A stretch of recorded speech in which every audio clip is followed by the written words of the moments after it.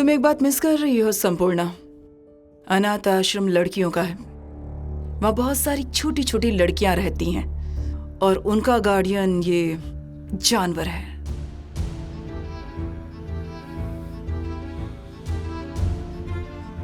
संपूर्णा, ये सब जानने के बाद भी तुम कुछ नहीं करोगी, चुप रहोगी? संपूर्णा, कुछ तो बोलो। वो आदमी हर 2 महीने में एक बार कोलकाता आता है, छोटी छोटी बच्चियों के साथ गलत काम करता है, फिर चुपचाप निकल जाता है। साला, वो आदमी कोलकाता में आकर कहाँ रहता है पता है?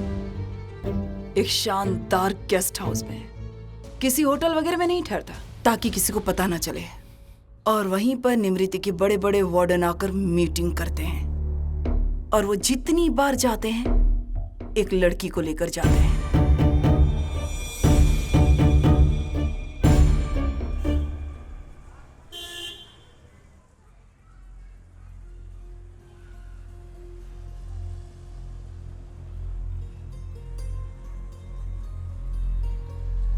हे, तुम क्या कर रही हो यहाँ?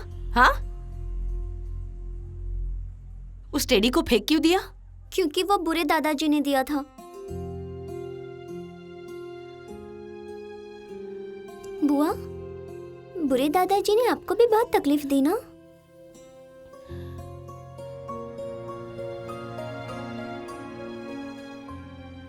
देखना, जब मैं बड़ी हो जाऊंगी तब मैं बुरे दादाजी को पनिशमेंट दूंगी, देखना।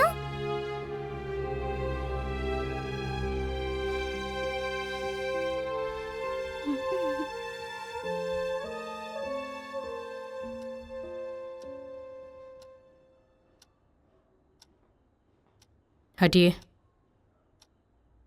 अलमारी की चाबी लेनी है।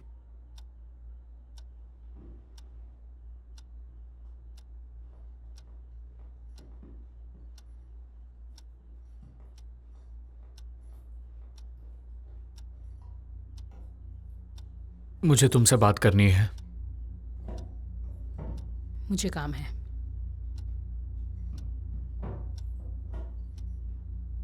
मुझे टिकली के बारे में बात करनी है। मुझे आपसे कोई बात नहीं करनी है। क्या बात करोगे आप? टिकली के बारे में? टिकली का नाम अपनी ज़बान पे लाने का कोई हक है आपको?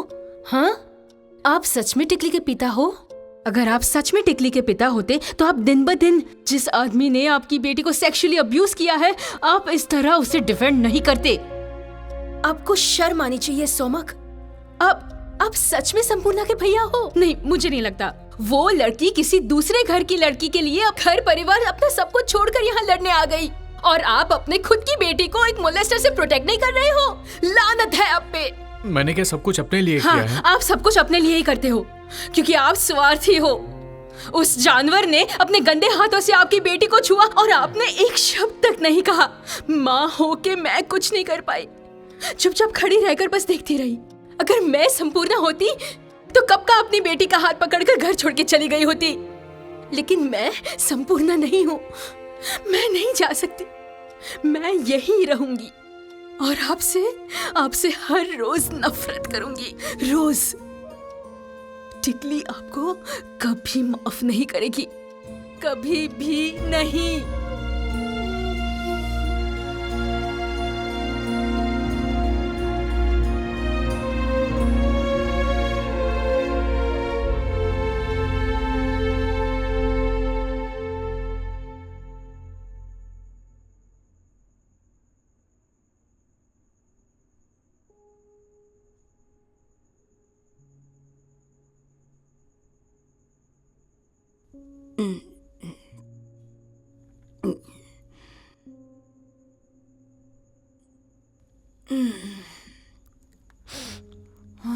क्या हुआ? आप यहाँ क्यों बैठ रही हो?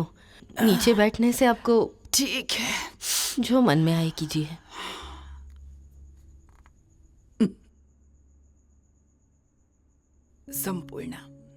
संपूर्णा, तुम्हें याद है बचपन में एक दिन तुमने शोमक के एयरगन से सोनाई को मारा था? वो चिड़िया के एक छोटे से बच्चे के पैरों में रस्सी बांधकर तकलीफ दे रहा था, इसलिए पूरे मोहल्ले वाले आ गए थे तुम्हें डांटने के लिए। उस वक्त मैं अकेली ढाल बनकर तुम्हारे सामने खड़ी थी। भैया को जलन होती थी ना। वो कहते थे कि माँ के लिए पूरी दुनिया एक तरफ है और बहन एक तरफ है। और अब मुझे देखो, तुम्हारी इतनी बड़ी तकलीफ में मैं तुम्हारा साथ नहीं दे पाई।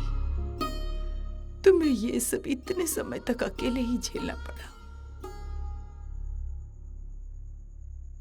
मैं हीरोक को इस बार भी कुछ नहीं बोल पाई। मैंने बहुत कोशिश की, पता है।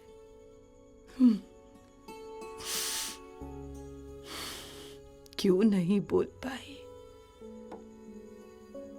ना बोल पाने की वजह से मुझे इतनी तकलीफ हो रही है, तो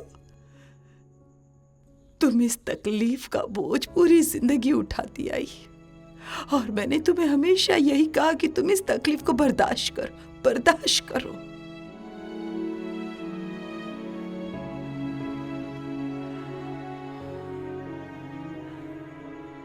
संपूर्णा, मैंने उस दिन तुमसे कहा था ना कि किसी को कुछ मत बताना। अगर आज मैं तुमसे कहूं कि बोलो, तो क्या तुम बोलोगी? बोलो संपूर्णा, इस बार बोलो। तुम्हें जितनी शक्ति है उतनी शक्ति से तुम ये लड़ाई लड़ो।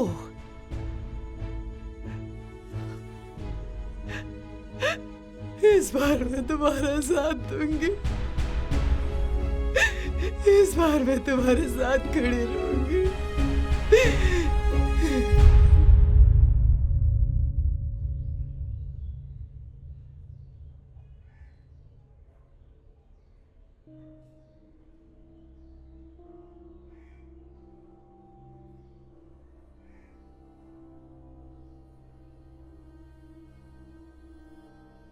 महान व्यक्ति है, और ऐसे ही व्यक्ति समाज को आगे ले जाते हैं। समाज के लिए एक वरदान है। गर्व से सीना चौड़ा हो जाता है। ईश्वर उनका भला करे। अंधेरे में फंसे हुए समाज को यही दिशा दिखाएंगे। आनिक ने एक पोस्ट किया है, वही ऑर्फनेज के एक नए विंग की ओपनिंग है।